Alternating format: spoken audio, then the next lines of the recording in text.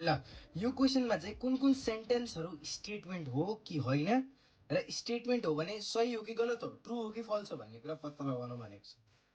सुरुमा Kathmandu is the capital of Nepal के हो कि होइन? अब काठमाडौँ नभए पनि यहाँ पोखरा लेखेको भए पनि के हो कि होइन हो नि त, दुइटामा उत्तर आउँछ। त्यही भएर यो एउटा स्टेटमेन्ट हो।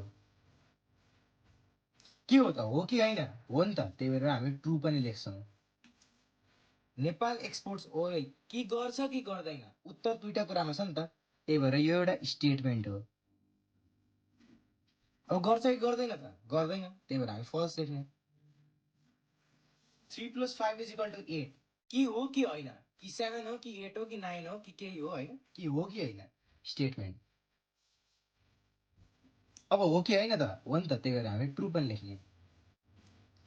वेडुले कहाँ बस्छ भनेर सोध्यो भने हो कि होइनमा उत्तर त आउँदैन, त्यही भएर स्टेटमेन्ट होइन। यसको ट्रु र फल्स भ्यालु हुँदैन। के हो त यो? एउटा क्वेसन सोधे, त्यही भएर यसलाई क्वेसनलाई इन्टरोगेटिभ सेन्टेन्स भन्छन्।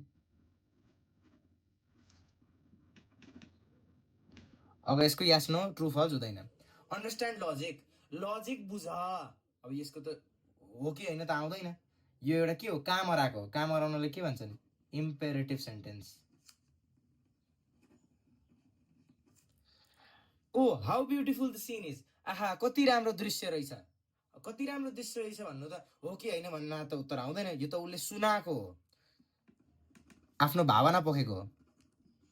एक्सक्लामेटरी सेन्टेन्स हो यो, यसको पनि यस र नो उत्तर हुँदैन। धन्यवाद।